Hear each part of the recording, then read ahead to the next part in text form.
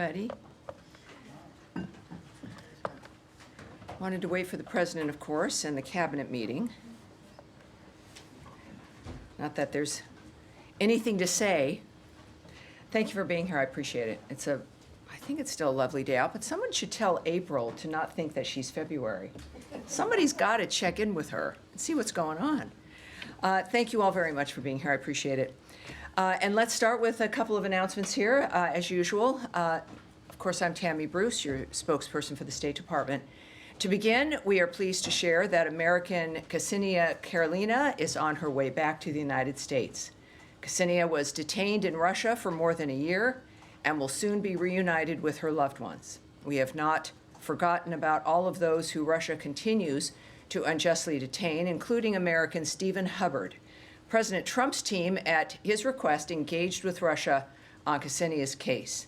Secretary Rubio, Special Envoy Witkoff, CIA Director Ratcliffe, National Security Advisor Waltz, and Special Envoy Bowler mobilized their teams to bring her home.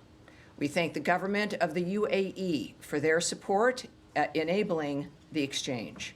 President Trump and Secretary Rubio will continue to work for the release of all unjustly detained Americans. And now to trade. President Trump continues to put American workers first by bringing trading partners around the world to the table with a fresh perspective to achieve reciprocity and fairness. Yesterday, the president showed the promise of his support. More than 75 countries recognize the benefit in working with the United States. Many negotiations are now underway. President Trump has also been very clear on China. China's decision to retaliate is emblematic of its decades of aggressive and unfair trade policies, and President Trump has taken appropriate action in response, announcing that the United States tariff on all goods from China has again increased. China's unfair trade practices are hurting not only the United States and our workers, but also market economies around the world. China has actively undermined the world trading order for decades. It is high time to correct that imbalance. President Trump is the first world leader brave enough to do so. Lastly, I want to share a message from Secretary Rubio to the people of the Dominican Republic. As the Secretary said, we are, quote, united in prayer as the people of the Dominican Republic grieve the recent tragedy that took place in Jet Set nightclub in Santo Domingo, which also resulted in the unfortunate death of at least one U.S. citizen and U.S. legal permanent residents. While rescue efforts remain ongoing, our hearts go out to the families and loved ones affected by this devastating event.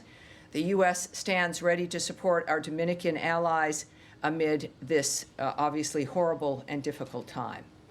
And now, turning it over to questions. Where will I begin? Matt Lee with the AP. Hello. Thank you, ma'am. Two things. I just want to check to make sure that you don't have anything to add either on the release of the American or on the Russia-U.S. talks in Istanbul from the statement. Do you have anything to add on either of those? I have a few things I can add because please. I'm talking and I Please can't do. shut up. That's my situation here. So obviously we know the situation is that one thing I want to reinforce that I mentioned in my announcement is calling on Russia to release Stephen Hubbard, who has been detained for nearly 3 years. We continue to work to free Mr. Hubbard and all other Americans unjustly detained, and we have not forgotten about all those Russia continues to detain in this manner, to say the least. To secure Ksenia's release, Russian national Arthur Petrov, your alarm's going? Arthur Petrov was returned to Russia. And that is all I'll share in that regard. But obviously she is on her way home, and that is what the story is in that regard. And that's a promise President Trump made when he first came into office, was to make sure that all Americans being held around the world would, in fact, be home. And your other issue? Well, on the Ukraine, sorry, not Ukraine, the Istanbul meeting between the U.S. and Russia, presumably this swap did not come up there, but do you have anything to add to what was in the statement that came out earlier? I do, and let me get that for us. I think we have that right here. And I'm not quite sure why I don't, I might have to Okay, well, come then back around to you. I'll just go to my This, last one. what I can, for those of you not knowing what he's asking about, is a technical meeting in Istanbul regarding the bilateral relations and the embassies for both of us. And that's, again, that has happened before. Again, it has nothing to do with Ukraine, nothing to do with expanding our relationship in any fashion in that regard, but really just about the nature of our embassies and the ability to manage them and conduct business as one would normally expect to be able to do so in a diplomatic mission. Okay, so then to my question that maybe you can answer a little bit on is the departure of Ambassador Brink from Kyiv. Do you have anything to say about that? I do. Says Tammy Bruce. Wow, all right. Because we had just discussed this.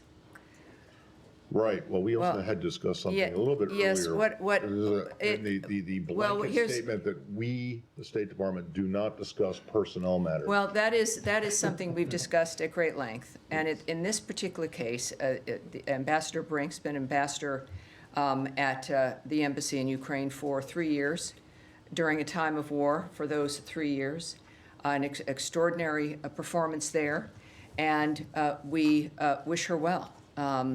At the same time, of course, it's a reminder when it comes to the issues that we think about that surround this conversation, is that we know that we're working for that war to end. And that is our focus, and we expect, of course, our work that will continue in that regard.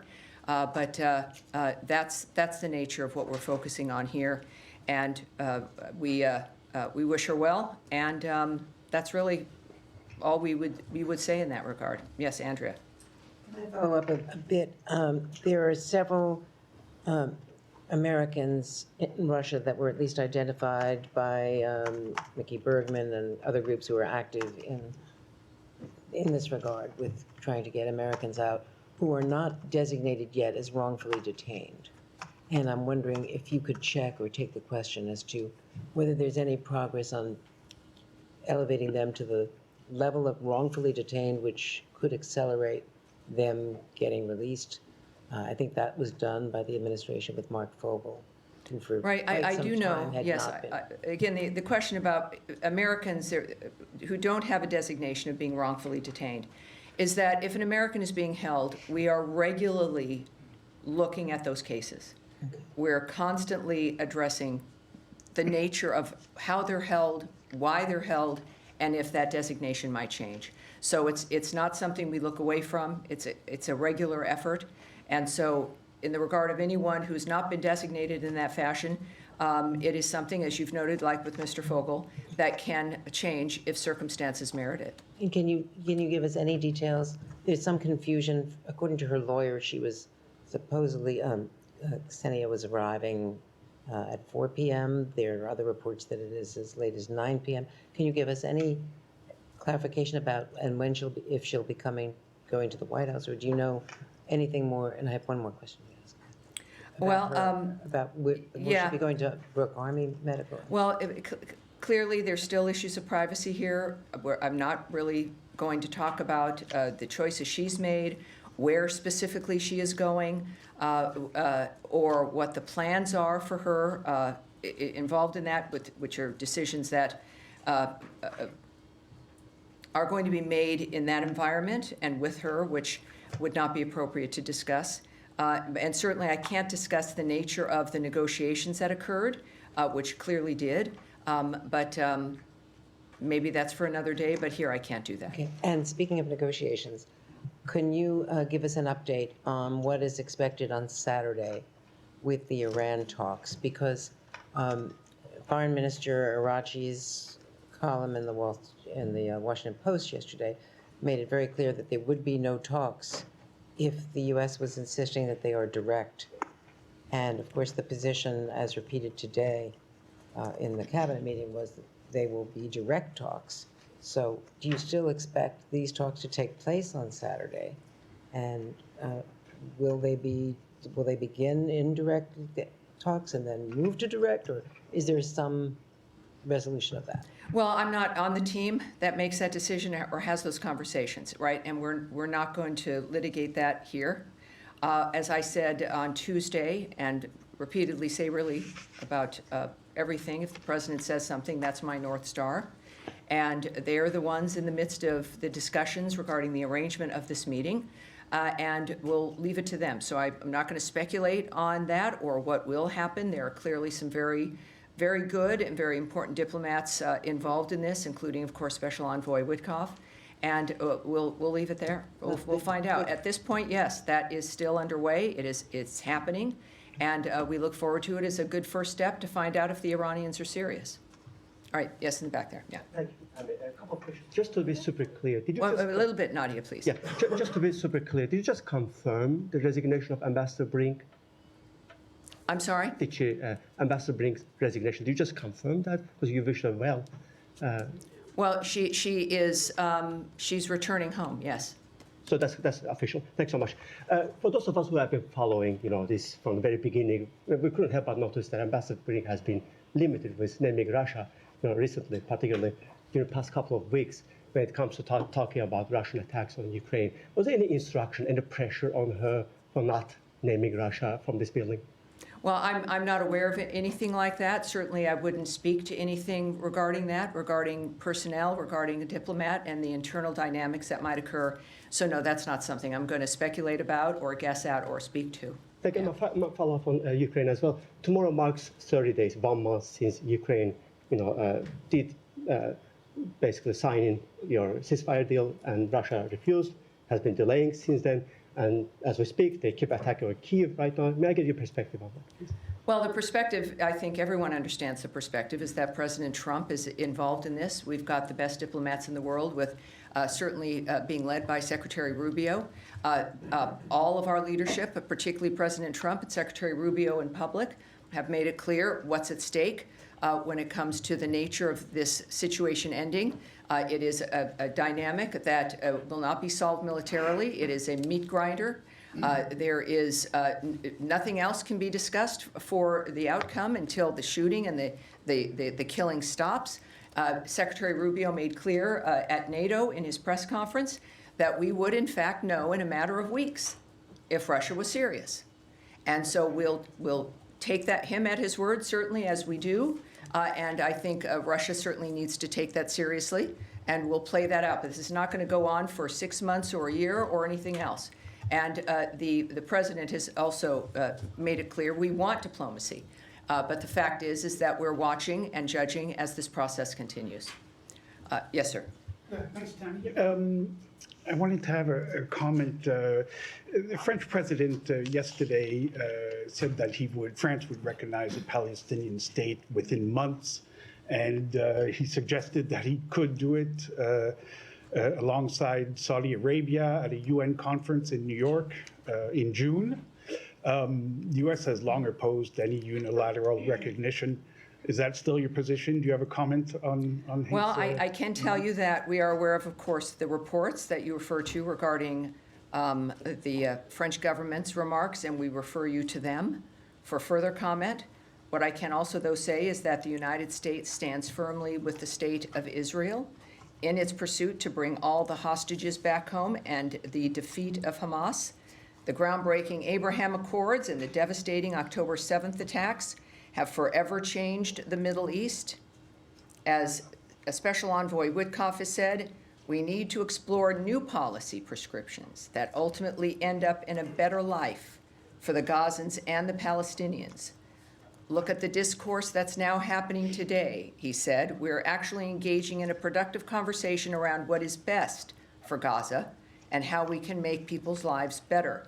This administration will continue to engage our partners in the region on a serious solution for Gaza that secures peace and the release of all the hostages, among them 5 Americans, including Idan Alexander. Terry, can I just follow up on that? Sure. Very quickly. It's not just about Gaza, there's West Bank also. So, I mean, Well, I think it's fair to say that this is a region that has been in turmoil because of the support of death squads by Iran. And so you have this dynamic that has been continuing and predictable and not stopping, and ceasefires being broken by the same groups. That's why when we say yes, new ideas for Gaza and the new idea that could break the Gazan people free from being hostages themselves of Hamas is the same kind of solution that is also going to help the entire region. That is it. This is not an isolated framework that only fits into a corner. This is a solution that is for the region, and our regional partners, of course, understand that as well. Nadia. Thank you, Tammy. Just to follow up on Leon's question, the president said that he's open to different ideas. So when the secretary goes with him to Saudi Arabia next month, will that meeting also be expanded to have a Middle Eastern conference whereby the Palestinian issue will be discussed? Well, I don't know what the plan is when it comes to the content. That is something that we would have to speculate about or guess at, and we really shouldn't do that, obviously, with a multitude of issues facing the region.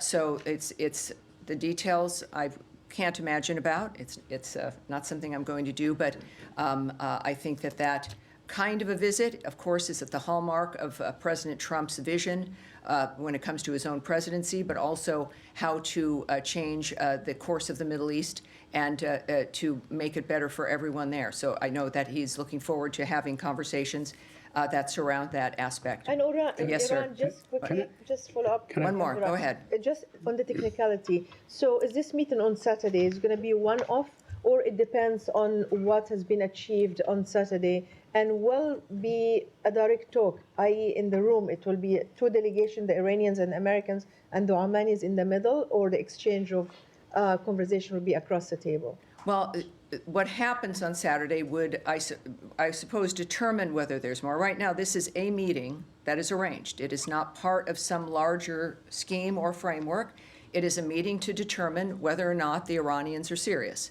And so that clearly would be the goal of that singular meeting and effort. As far as the arrangements or what the rooms are or who's in which rooms, I don't have that for you, and I'm not going to speculate. Yeah. Tammy, Yes, can sir. Yes, sir. Tammy? I really appreciate it. I just want to go back to your response to Leon, where you said we need to explore new policy prescriptions that ultimately end up in a better life for the Gazans and the Palestinians. Are they one and the same in your mind, or are you disassociating the Gazans from Palestinians? So I'm talking about the people in the region, the people who live in the Gaza Strip. That's who we're talking about, the people who face a danger every single day because of the nature of what Hamas has done to that region and to that strip of land. I think that no matter who you are and how you identify, the fact is that no human being deserves to remain in that kind of an environment because Iran is funding death squads that take over the space and use you as a human shield. While we may become inured to that kind of hell, and the people in it generationally become affected and also believe that this is just normal life, that is a crime in and of itself. And there is the human spirit is so strong that we do know, especially for those who survived October 7th, those who got out of the hostage framework. One woman whom we honored here at the State Department, who is a survivor of that massacre. The strength in these individuals who move through this is astounding, how they survive psychologically and physically. That is what unifies us, all of us in this room, all of us engaged in this kind of a framework. It's that it's human beings, it's families, it's mothers and fathers, it's young people dancing at a music festival, it's people of faith, it's people of no faith, it's people who just simply are looking forward to that night or to getting married or to having children or thinking about college or thinking about moving somewhere or just living their life as their parents lived their lives. That's who I'm talking about. And that's what every peace effort that President Trump and Secretary Rubio work for every single day. If there is one thing our generations can look to here, is the fact that we, at the very least, seriously tried. And so when I refer to someone, whatever part of the world they're in, that's who I'm referring to. The Israelis, the Arabs, the Egyptians, the Palestinians, people of Gaza, Jordan, whomever. This is where we have to move past, is the nature of what keeps us together and what unifies us. Yes, yes, yes. Yeah, please, Saeed, please. Go On ahead. that, the Yes. UN Secretary General called Gaza a killing field. He noted it's been more than a month since Israel has allowed aid into Gaza. Are you guys pushing Israel to allow humanitarian aid into Gaza, given it has been a month and conditions are incredibly dire? People are dying. And you just mentioned folks need to be able to live. Sure, quality yes, they life. do. And when there was, of course, a ceasefire, aid was flowing into the region. People were getting food and other aid that they needed, including medical aid, because of the ceasefire that allowed that to move forward. We, of course, stand by our ally Israel. The ceasefire was abandoned by Hamas. You know, it's not just a feeling, it's a fact of the matter, that there was a ceasefire and aid was flowing. Hamas abandoned that ceasefire, decided that it was, I don't know what they would decide, but it's the kind of thing that monsters do and continue to do. So obviously, the work does continue every single day in that region and other regions to stop the fighting, to make sure that civilians are protected, that the next day that they might still be alive. So because you might not see something in the news, and I know this is your business, doesn't mean, or you don't see announcements, doesn't mean that that work isn't continuing to regain that ceasefire so that aid can continue, as we also stand by Israel and the nature of what's happening for them and how, as they still deal with the fighting. This is not good for anyone in that region. But yes, our work continues to get back to that ceasefire, to make sure that people can get aid and to survive this, which is the sole focus of all of our efforts for that region. Can I just quickly Yes, follow sir, up? sir, please, go ahead, sir, yes. With regard to extradition of the Abu Rana, who was convicted in the Mumbai terrorist attack and sought after in India, he has been transferred to India right now. He landed in India this morning, U.S. time. How does the secretary sees this as a message to the terrorists who are operations from U.S.? Yes, that we do have an update for you on that.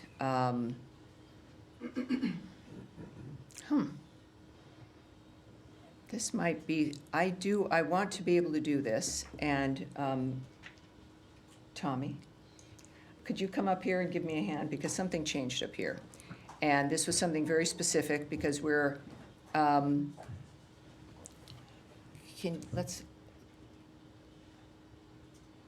I don't want to speak randomly here. There we go. Thank you, sir. Tommy Pigott, everyone. You're gonna, my principal deputy. You will be seeing him soon, briefing you. When I'm unable to brief, Tommy is the one next in line. So there you go. Already proving himself. He is. He's a fan favorite with the team here in the building as well. Thank you, sir. All right. So good question, sir. On April 9th, the United States extradited Tawahir Hussain Rana to India to face justice for his role in planning the horrific 2008 Mumbai terrorist attacks. Some people watching may not remember these, but I encourage you to look them up and to find out exactly how horrible this was and the importance of this situation today. These attacks resulted in the tragic loss of 166 lives, including 6 Americans, that shocked the entire world. The United States has long supported India's efforts to ensure those responsible for these attacks are brought to justice. And as President Trump has said, the United States and India will continue to work together to combat the global scourge of terrorism. So it is, he is in their possession, and we are very proud of that dynamic.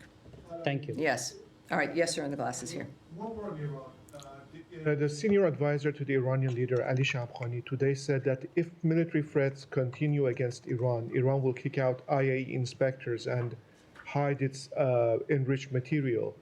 What's the U.S. reaction to that? All right.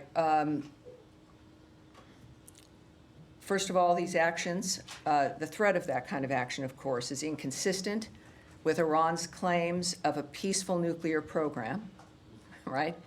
Also, expelling IAEA inspectors from Iran would be an escalation and a miscalculation on Iran's part. The United States remains deeply concerned that Iran is amassing a growing stockpile of highly enriched uranium for which there is no credible peaceful purpose. Iran is the only non-nuclear weapon state producing highly enriched uranium at this level. Also, beyond the threat to expel the international nuclear inspectors, but also threatening to transfer its stock of uranium to secret locations. And again, why would one need to do that if it was for peaceful energy work? Doesn't make much sense. So again, it is an escalation and a miscalculation on Iran's part if they were to do so. All right. Yes, go ahead. And then you afterwards. sorry. You next. But go ahead. Yes. Yeah, no. Wait 1 second, Eric. Go ahead. Thank you.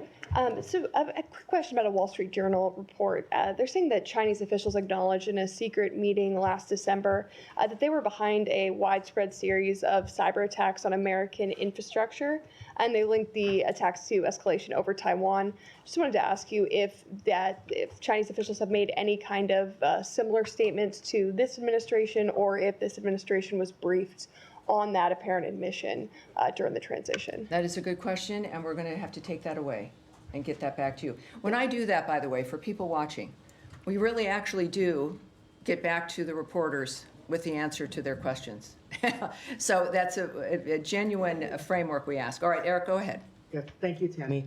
I'd like to ask about some reporting that we have today that Israeli officials are laying the groundwork for a full military occupation of Gaza, and whether this is something that's concerning to the State Department, whether it's seen as any kind of an overreach or anything that would further inflame the situation in the Middle East right now.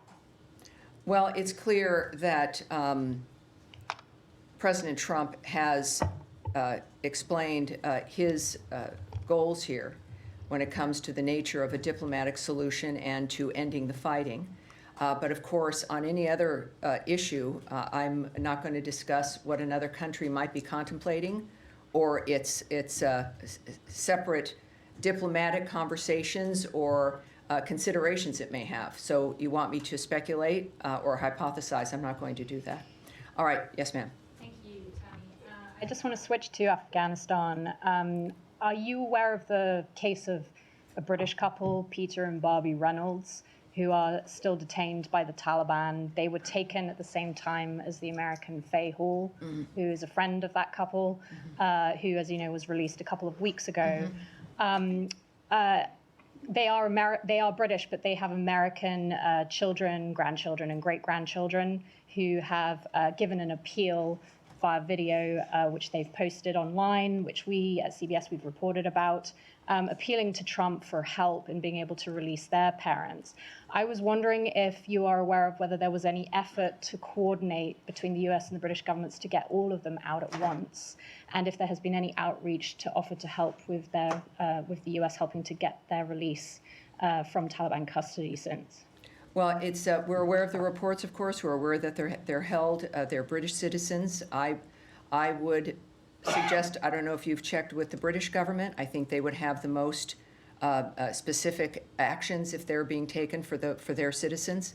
But so that's all I have for you. And can I just have one on to the Taliban as well, relatedly? Sure.